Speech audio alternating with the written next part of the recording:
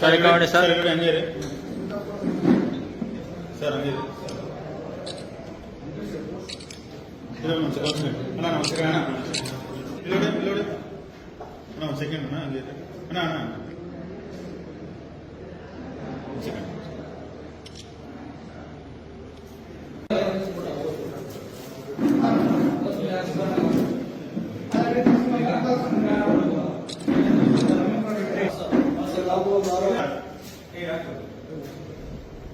ಸ್ವಲ್ಪ ಕೆಳಗೆ ಮಾಡೋಣ ರಗಣ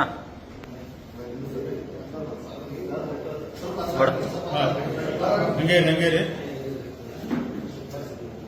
ಸೆಕೆಂಡ್ ಸೆಕೆಂಡ್ ಸರ್ ಹಂಗೆ ಹಂಗೆ ಹಂಗೆ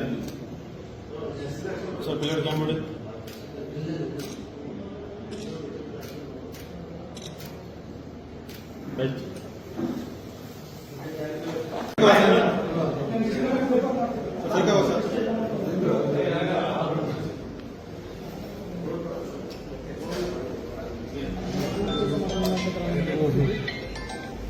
ಫಸ್ಟ್ ಹೆಂಗಿರ್ತಿದ್ರು ಇಲ್ಲ ಪೇಪರ್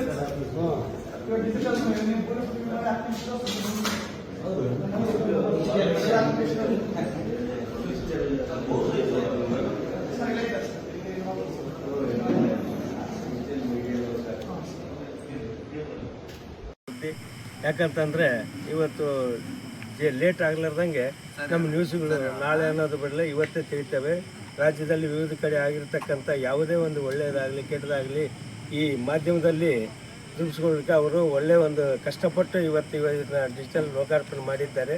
ಅದಕ್ಕೆ ಅವರು ದೇವರಿಗೆ ಮುಂಬರುವ ದಿನಗಳಲ್ಲಿ ಇನ್ನೂ ಒಳ್ಳೆಯ ಹೆಚ್ಚಿನ ಒಂದು ಪತ್ರಿಕಾ ಮಾಧ್ಯಮದಲ್ಲಿ ಇನ್ನೂ ಹೆಚ್ಚಿನ ಇದು ಸಿಗಲಿ ಅಂತೇಳಿ ಆಶಿಸ್ತಾ ಅವ್ರಿಗೆ ಒಳ್ಳೆಯದಾಗಲಿ ಅಂತ ಅಂತೀವಿ.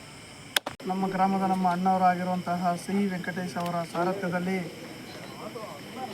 ಭಾವ್ಯಕ್ಕೆ ಕನ್ನಡ ಅಂತಹ ಡಿಜಿಟಲ್ ಮೀಡಿಯಾ ಲೋಕಾರ್ಪಣೆ ಮಾಡಿರುವುದರಿಂದ ಗ್ರಾಮದಲ್ಲಿ ಹಾಗೂ ಸುತ್ತಮುತ್ತ ತಾಲೂಕಿನಲ್ಲಿ ಯಾವುದೇ ಘಟನೆಗಳು ಹಾಗೂ ರಾಜಕೀಯವಾಗಲಿ ಸ್ಪೋರ್ಟ್ಸ್ ಆಗಲಿ ಪ್ರತಿಯೊಂದು ವಿಚಾರಗಳಾಗಲಿ ಹಾಗೂ ಪ್ರತಿಯೊಂದು ಸಣ್ಣ ಪುಟ್ಟ ಘಟನೆಗಳಾಗಲಿ ಅಧಿಕಾರಿಗಳಿಗೆ ಇವತ್ತಾಗಿದ್ದ ಘಟನೆಯನ್ನು ನಾಳೆ ಮುಟ್ಟುವ ತನಕ ಏನಿಲ್ಲ. ಇವತ್ತಾಗಿದ್ದ ಘಟನೆಯನ್ನು 10 ನಿಮಿಷಕ್ಕೆ ಕ್ಷಣಗಣನೆ ಮುಟ್ಟಿ ಗಮನಕ್ಕೆ ತಂದು ಆ ಸಮಸ್ಯೆಗಳನ್ನು ಪರಿಹರಿಸುವ ಸಮಸ್ಯೆಗಳಂತಹ ಅವ್ರಿಗೆ ಸುದ್ದಿ ಮುಟ್ಟಿಸುವಂತಹ ನ್ಯೂಸ್ ಮೀಡಿಯಾಗಳನ್ನು ತಂದಿದ್ದಾರೆ. ಹಾಗಾಗಿ ಭಾವ್ಯಕ್ಕೆ ಕನ್ನಡ ಡಿಜಿಟಲ್ ಮೀಡಿಯಾಗಳನ್ನು ಇನ್ನೂ ಉನ್ನತ ಮಟ್ಟಕ್ಕೆ ಬೆಳೆಯಲಿ ಅಂತ ಆಶಿಸುತ್ತಾರೆ.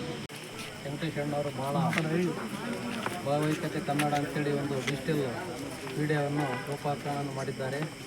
ಇದರಿಂದ ಏನಂದರೆ ಜನರಿಗೆ ಭಾಳಷ್ಟು ಅನುಕೂಲ ಆಗುತ್ತೆ. ಎಲ್ಲೇ ಒಂದು ಏನೇ ಕಾರ್ಯಕ್ರಮಗಳಾಗಿರ್ಬೋದು, ಒಳ್ಳೆಯದಾಗಿರ್ಬೋದು ಕೆಟ್ಟದಾಗಿರ್ಬೋದು ಜನರಿಗೆ ಮುಟ್ಟಿಸ್ತಕ್ಕಂಥ ಕೆಲಸ ಮಾಡಲಿ. ದೇವರು ಇನ್ನೂ ಮುಂದೆ ಬರ್ತಕ್ಕಂಥ ದಿನಗಳಲ್ಲಿ ಇನ್ನೂ ಕಾರ್ಯರೂಪಕ್ಕೆ ಒಳ್ಳೆ ಕಾರ್ಯಕ್ರಮಗಳನ್ನು ಕೊಡಲಿ ಅಂತೇಳಿ ತಮ್ಮಲ್ಲಿ ಕೇಳ್ಕೊತಿದ್ದೇವೆ.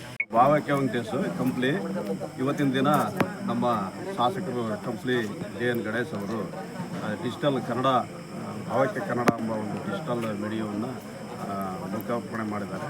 ಅದು 22 ವರ್ಷದಿಂದ ನಾವು ಪಾಕ್ಷಿಕ ಪತ್ರಿಕೆಯನ್ನು ಭಾವೈಕ್ಯ ಹೆಸರಿನಲ್ಲೇ ತರ್ತಾ ಇದ್ದೀವಿ. ಇನ್ನೂ ಅದು ಮುಂದುವರೆದಿದೆ.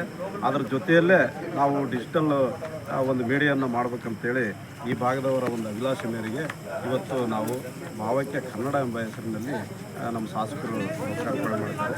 ಹಾಗಾಗಿ ಸಾರ್ವಜನಿಕರೆಲ್ಲರೂ ಕೂಡ ಈ ಸುದ್ದಿಗಳಿಗೆ ಮತ್ತು ಬೇರೆ ಬೇರೆ ಒಂದು ವಿಷಯಗಳಿಗೆ ಸಂಬಂಧಪಟ್ಟಂಗೆ ನಾವು ಭಾವೈಕ್ಯ ಕನ್ನಡವನ್ನು ಸಂಪರ್ಕಿಸಲು ನಾವು ಕೋರ್ತೇವೆ.